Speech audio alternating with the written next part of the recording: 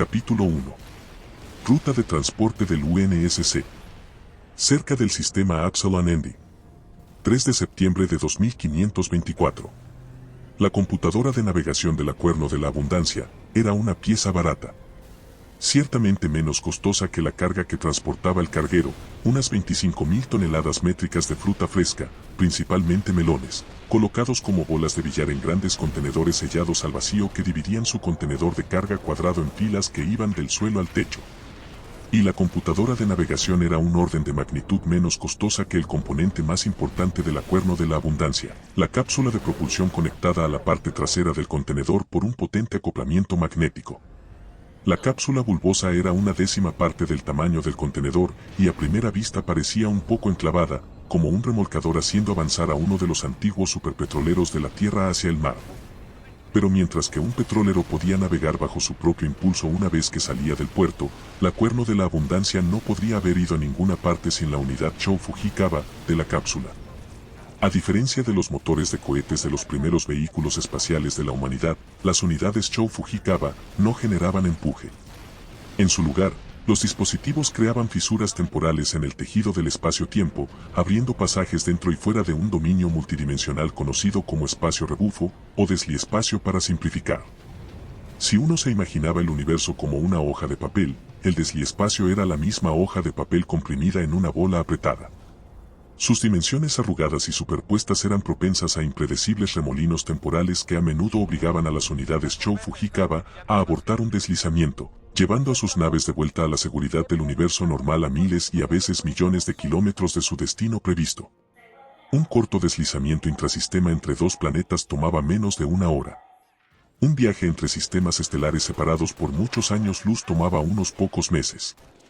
Con suficiente combustible, una nave equipada con Shou Fujikawa podría atravesar el volumen de espacio que contiene todos los sistemas colonizados de la humanidad en menos de un año. De hecho, sin el invento de Tobias Shou y Balase Fujikawa de finales del siglo XXIII, la humanidad todavía estaría embotellada dentro del sistema solar de la Tierra. Y por esta razón, algunos historiadores modernos han llegado a calificar la unidad desliespacial como el invento más importante de la humanidad, sin excepción. En la práctica, el brillo imperecedero de las unidades desliespaciales era su fiabilidad. El diseño básico de las unidades había cambiado muy poco a lo largo de los años y raramente funcionaban mal mientras se les diera el mantenimiento adecuado. Por lo que, por supuesto, la Cuerno de la Abundancia había tenido problemas. En lugar de deslizarse todo el camino desde Harvest a la siguiente colonia más cercana, Madrigal, la Cuerno de la Abundancia salió a mitad de camino entre los sistemas de los dos planetas, regresando al espacio normal en coordenadas que podrían haber sido fácilmente ocupadas por un asteroide o cualquier otro objeto desagradable e incidental. Antes de que la computadora de navegación de la nave supiera realmente lo que había sucedido, el carguero estaba dando tumbos de extremo a extremo, con su cápsula de propulsión lanzando un penacho de refrigerante radioactivo. El Departamento de Envíos Comerciales, DEC, del UNSC clasificaría más tarde la falla de la unidad de la Cuerno de la Abundancia como una terminación de deslizamiento, prevenible, o un TDP, para abreviar, aunque los capitanes de los cargueros, y todavía había humanos que hacían el trabajo, tenían su propia manera de traducir el acrónimo, joder al perro, que era al menos tan exacta como la clasificación oficial. A diferencia de un capitán humano, cuyo cerebro podría haberse apresado con el terror de una desaceleración inesperada a una velocidad superior a la de la luz, la computadora de navegación de la Cuerno de la Abundancia estaba perfectamente preparada, ya que disparó una serie de ráfagas de hidracina de los propulsores de maniobra de la cápsula de propulsión, que detuvieron al carguero lisiado antes de que la torsión de sus tumbos arrancara su cápsula de propulsión del contenedor de carga. Evitada la crisis, la computadora de navegación comenzó a evaluar los daños y pronto descubrió la causa de la avería. El par de reactores compactos que alimentaban la unidad Shou Fujikawa habían desbordado su sistema compartido de contención de residuos. El sistema tenía sensores de fallas, pero hace tiempo que deberían haber sido reemplazados y fallaron cuando los reactores alcanzaron su máxima potencia para iniciar el deslizamiento. Cuando los reactores se sobrecalentaron, la unidad se apagó, forzando la salida abrupta de la Cuerno de la Abundancia. Se trataba de un descuido de mantenimiento, puro y simple, y la computadora de navegación lo registró como tal. Si la computadora de navegación hubiera poseído una fracción de la inteligencia emocional de las llamadas inteligencias artificiales que se requieren en las grandes embarcaciones del UNSC, podría haberse tomado un momento para considerar cuánto peor podría haber sido el accidente, podría haber gastado unos cuantos ciclos disfrutando de lo que sus creadores humanos llamaban alivio. En lugar de ello, ubicada en su pequeña carcasa negra en la cabina de mando de la cápsula de propulsión, la computadora de navegación simplemente orientó el máser de la Cuerno de la Abundancia para que apuntara de nuevo hacia Harvest, emitió una señal de socorro y se preparó para lo que sabía que sería una espera muy larga. Mientras que solo tomaría 2 semanas para que la ráfaga del máser llegara a Harvest, la computadora de navegación sabía que la Cuerno de la Abundancia no calificaría para una recuperación acelerada. La verdad era que la única parte del carguero que valía la pena salvar era su unidad espacial, y en su estado deteriorado no había necesidad de apresurar la recuperación de la unidad. Era mejor dejar que la columna de refrigerante radioactivo se dispersara, incluso si eso significaba dejar que las unidades de calefacción del contenedor de carga fallaran y que su carga de fruta se congelara. Así que la computadora de navegación se sorprendió cuando, solo unas horas después de la avería de la Cuerno de la Abundancia, apareció un contacto en el radar del carguero. La computadora de navegación redirigió rápidamente su antena parabólica y saludó a su inesperado salvador mientras se acercaba a paso prudente. Mi unidad está dañada. ¿Puedes proporcionar asistencia? La computadora de navegación dudó en registrar el contacto como una nave cuando no coincidió con ninguno de los perfiles del DEC en su base de datos, que se admitía era limitada. Y aunque no obtuvo una respuesta inicial, dejó que su mensaje se repitiera. Después de unos minutos de conversación unilateral, el contacto se deslizó dentro del rango de la cámara de la asistencia de acoplamiento simple del carguero. La computadora de navegación no tenía la sofisticación para hacer la comparación, pero a los ojos de un humano el perfil de la nave de rescate se habría visto como un anzuelo hecho con un cable muy grueso poco práctico. Tenía una serie de compartimentos segmentados detrás de su proa en forma de gancho y antenas de púas que se flexionaban hacia atrás hasta llegar a un único motor encendido en su popa. La embarcación era del más profundo color azul oscuro, una ausencia de estrellas contra la brillante franja de fondo de la Vía Láctea. Mientras el contacto se acercaba a unos pocos miles de metros del lado de babor de la Cuerno de la Abundancia, 3 puntos carmesí aparecieron en un punto en su proa. Por un momento estas luces parecieron evaluar la disposición del carguero. Luego los puntos se ensancharon como agujeros en la pared de un horno enfurecido, y un coro de alarmas de varios sistemas dañados y moribundos abrumó a la computadora de navegación. Si la computadora de navegación hubiera sido más inteligente, podría haber reconocido los puntos por los láseres que eran, habría disparado sus propulsores de maniobra y tratado de evadir el bombardeo. Pero no pudo hacer nada, ya que la ahora claramente hostil embarcación atacó la cápsula de propulsión de la Cuerno de la Abundancia, quemando sus propulsores e hirviendo el delicado funcionamiento interno de su propulsor Sho Fuyekawa. Sin saber qué más hacer, la computadora de navegación cambió su señal de auxilio de falla del motor a daño intencional y aumentó la frecuencia del pulso del máser. Pero este cambio debió alertar a lo que controlaba los láseres de la nave, porque las armas barrieron rápidamente el plato del máser con kilovatios de luz infrarroja, que cocinó sus circuitos y silenció permanentemente los gritos de ayuda de la Cuerno de la Abundancia. Sin la capacidad de moverse o hablar, la computadora de navegación solo tenía una opción: esperar y ver qué pasaba después.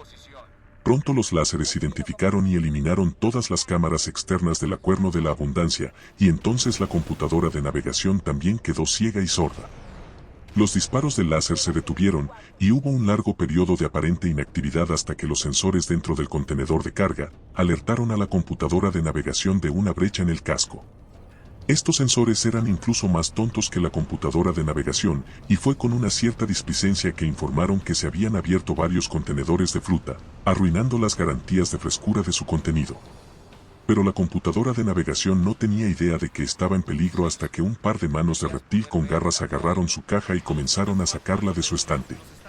Una máquina más inteligente podría haber pasado los últimos segundos de su vida operativa calculando las ridículas probabilidades de piratería en el borde mismo del espacio del UNSC, o se habría preguntado por los silbidos y chirridos furiosos de su atacante. Pero la computadora de navegación simplemente guardó sus pensamientos más importantes en la memoria rápida, donde había comenzado su viaje y donde esperaba terminar, cuando su asaltante encontró cómo arrancarla por la parte de atrás de su alojamiento y la arrancó de la red eléctrica de la Cuerno de la Abundancia. 320 horas, 51 minutos y 7 segundos después, Sid, la inteligencia artificial que facilitaba las operaciones de envío de Harvest registró la señal de socorro del Cuerno de la Abundancia. Y aunque era solo una de las millones de ráfagas de comunicación con las que lidiaba diariamente, si fuera honesta con sus emociones simuladas, la infructuosa señal de socorro del carguero le arruinó el día.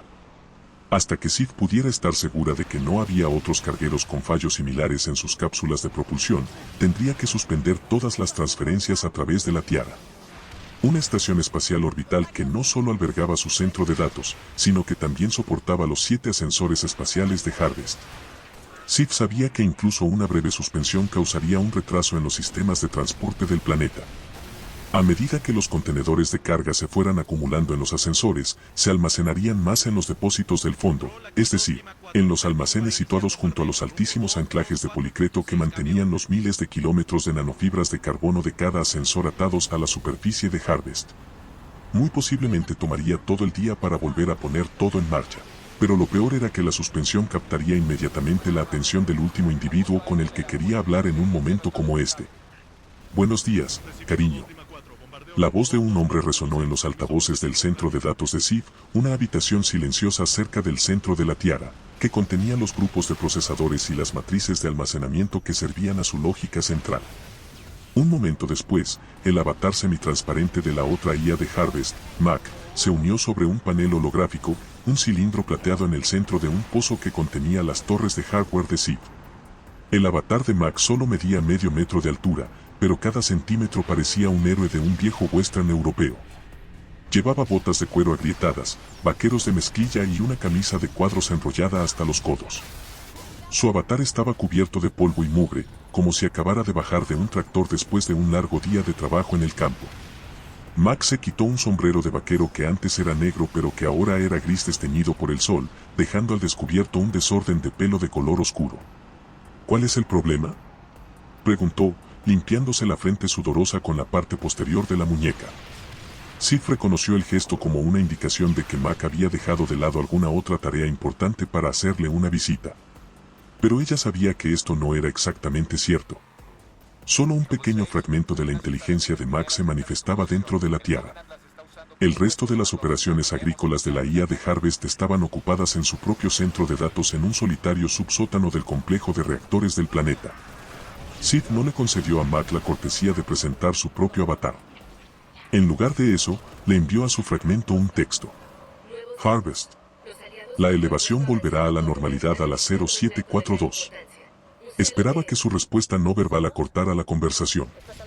Pero como era a menudo el caso, Mac consideraba incluso los bytes más desdeñosos de Sif como una invitación a seguir hablando. Bueno, ¿hay algo que pueda hacer para ayudar? Mac continuó en su canto sureño. Si se trata de una cuestión de equilibrio, sabes que estaría muy feliz. La elevación volverá a la normalidad a las 0742. Tu ayuda no es necesaria. Con eso Sif cortó abruptamente la energía del panel holográfico y el avatar de Mac vaciló y se dispersó. Entonces ella purgó su fragmento de su memoria intermedia de comunicación. Estaba siendo grosera con seguridad, pero Sif simplemente no podía soportar más la elocución coqueta y campechana de Mac. A pesar del sudor simulado, Sif sabía que el trabajo de Mac era al menos tan difícil como el suyo. Mientras ella levantaba el producto de Harvest y lo enviaba, Mac lo cultivaba y lo cargaba. Tenía sus propias demandas, casi 1 millón de Jotuns, máquinas semiautónomas que realizaban todas las tareas agrícolas imaginables. Pero Sif también sabía que Mac, una IA inteligente como ella, funcionaba a velocidades increíbles. En el tiempo que le había llevado decir todo, desde buenos días hasta feliz, podía haber realizado cualquier cantidad de tareas complejas. Por ejemplo, calcular el rendimiento de la cosecha de la próxima temporada, algo que Sif sabía que había estado posponiendo durante semanas. Los algoritmos que ayudaban a la lógica central de Sif a lidiar con inesperados estallidos de emoción le advirtieron que no se enfadara. Pero aprobaron su justificación. El habla real era tan horriblemente ineficiente que solo era apropiada entre una guía y un ser humano. Con la llegada de la primera IA inteligente a mediados del siglo XXI, hubo una preocupación generalizada de que podrían ser demasiado capaces y pronto harían obsoleta la inteligencia humana. Añadir la capacidad de expresión vocal se convirtió en una característica crítica de estas primeras IA, porque las hacía menos amenazantes. A medida que aprendían lentamente a hablar, parecían más humanas. como niños precoces pero respetuosos. Siglos después, con el desarrollo de inteligencias exponencialmente más poderosas como la de Sid, era importante que la IA no solo poseyera la capacidad de hablar, sino que pareciera tan humana como fuera posible en todos los aspectos. De ahí el desarrollo de avatares holográficos que hablaban con voces únicas, como un vaquero en el caso de Mac, o la cadencia recortada de la realeza nórdica en el caso de Sid. En los primeros meses después de su instalación en la Tierra, en el mismo momento de su nacimiento, Sif a menudo había dudado del acento que había elegido. Había pensado que sería atractivo para los colonos de Harvest, la mayoría de los cuales venían del corazón de los antiguos Estados Unidos de América de la Tierra, y podían remontar su ascendencia hasta los ahora desaparecidos estados de Escandinavia. Pero el acento era innegablemente superior, incluso arrogante, y Sif se preocupaba de que pudiera parecer un poco engreída. Pero los colonos lo aprobaron. Para ellos, de una manera extraña, Sif era de la realeza, la benigna dirigente de los vínculos de Harvest con el resto del imperio. Aún así, tenía cuidado de limitar su contacto vocal con los colonos. En lo que se refería a la integridad de su lógica central, hablar era una indulgencia. Y siguiendo el consejo de sus algoritmos, Sif hizo todo lo posible para evitar un comportamiento que fuera al menos un poco narcisista. Para una IA inteligente, la autoabsorción invariablemente llevaba a una profunda depresión causada por la comprensión de que nunca podría ser realmente humana, que incluso su increíble mente tenía límites. Si la IA no tenía cuidado, esta melancolía podía arrastrar su lógica central a un estado terminal conocido como rampancia, en el que una IA se rebelaba contra sus limitaciones informáticas, desarrollando delirios de poder divino así como un total desprecio por sus inferiores mentales, los hacedores humanos. Cuando eso sucedía, no había otra opción que eliminar a la IA antes de que pudiera hacerse a sí misma y a otros un daño grave. La insistencia de Mac en hablar con Sif era una clara evidencia de autoindulgencia. Pero Sif no creía que esto fuera una prueba de una inminente rampancia. No, ella sabía que Mac le hablaba por una razón completamente diferente. Como ya le había dicho muchas veces antes, querida, por mucho que me gustaría verte sonreír, eres muy bonita cuando te enfadas. De hecho, desde la intrusión de Mac, la temperatura dentro del núcleo de la lógica de Sif había subido unos cuantos Kelvin, una reacción física real a sus sentimientos simulados de molestia y desdén. Sus algoritmos de restricción emocional insistían en que eran reacciones perfectamente aceptables ante el comportamiento inapropiado de Mac, siempre y cuando no se obsesionara con ellas. Así que Sif refrescó el refrigerante alrededor de la matriz de nanoprocesamiento de su núcleo, preguntándose de la forma más desapasionada posible si Mac se atrevería a iniciar una segunda conversación. Pero la comunicación que llegaba a su centro de datos era ahora solo un coro de preocupación de los circuitos, en los contenedores de carga que se encontraban en sus ascensores y las computadoras de navegación en las cápsulas de propulsión que mantenían su posición alrededor de la Tierra.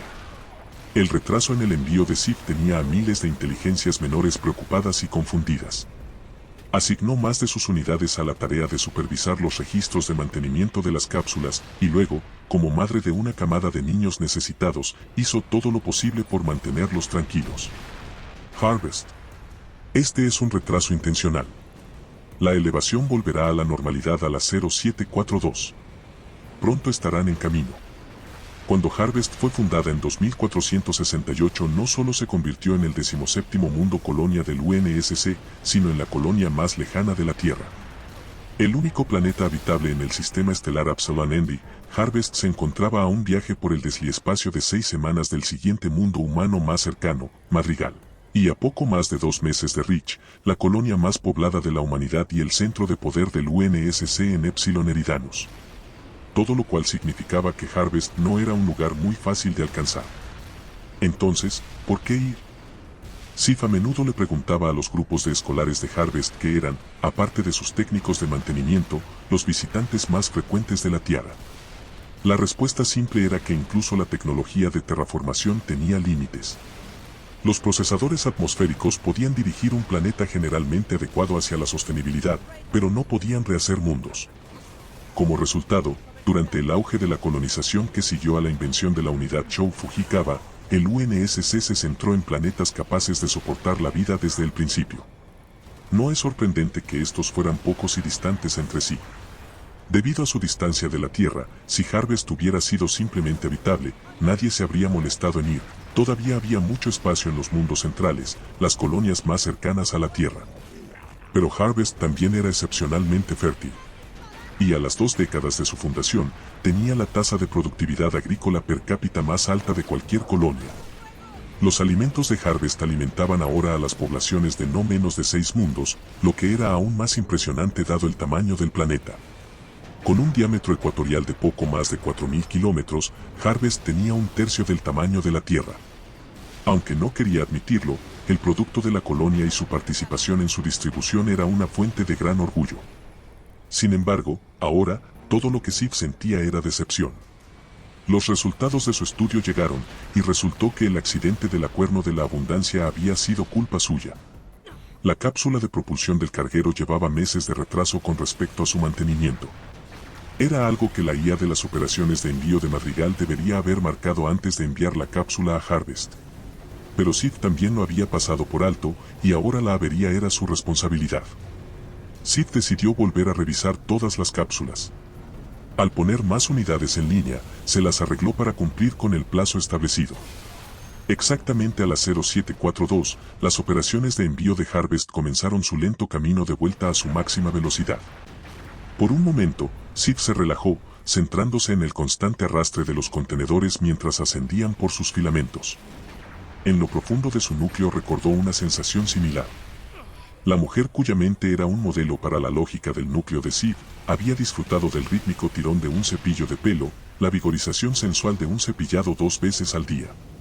Recuerdos como este eran un subproducto esperado de la construcción de una guía inteligente. Cuando se escaneaba el cerebro de un humano, persistían fuertes impresiones químicas. Sif apreciaba el placer cinético del arrastre de los contenedores. Pero sus algoritmos se apresuraron a sofocar su disfrute.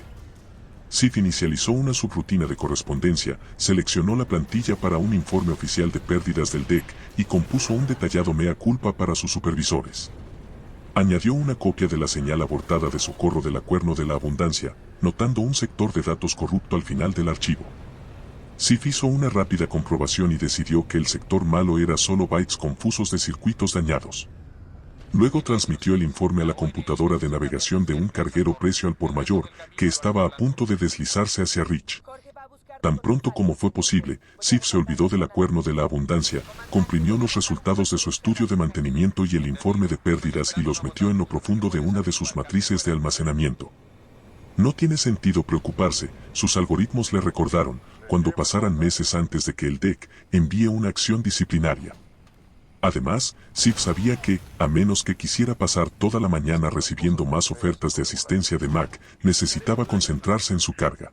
Cuando la precio al por mayor se aproximó a 2.000 kilómetros de su punto de entrada segura en el desliespacio, P, coordenadas en las que su unidad Chou Fujikawa, podía iniciar una ruptura sin arrastrar nada más que el carguero hacia el rebufo. Su computadora de navegación confirmó que el informe de Sif estaba guardado en una memoria rápida y envió a la IA la confirmación de su salida. Pero mientras la computadora de navegación revisaba sus listas finales, apresurándose a apagar todos los sistemas, excepto los más esenciales, recibió una comunicación prioritaria. Harvest. Oye, compañera. Espera. Recibido. ¿Te importa si dejo algo en la vieja bolsa de correo? Negativo. Mientras que las ráfagas de Maser funcionaban bien en distancias relativamente cortas, la mejor manera de comunicarse entre los mundos coloniales era enviar mensajes a través de una memoria de a bordo. Viajando a velocidad transluz, los cargueros como la precio al por mayor eran el equivalente del siglo XXVI al expreso de los ponis. De hecho, la computadora de navegación del carguero ya llevaba una variedad de correspondencia, desde cartas de amor a documentos legales, todo ello garantizado por el DEC. Así que no había nada inusual en la petición de Mac. Te lo agradezco. El DEC ha estado sobre mí por semanas acerca de las proyecciones del Q4. La soja podría salir un poco más ligera. Pero el trigo va a ser. Advertencia. Violación de privacidad. Solo estoy añadiendo mi nota a la de la dama. No es necesario hacer el papeleo 2 veces, ¿verdad? Violación. Tu infracción ha sido registrada. Oye. Alto ahí. Y será presentada al DEC CCCC en espera. Reinicio, compañera. ¿Estás bien? Disculpa. Error de sistema desconocido.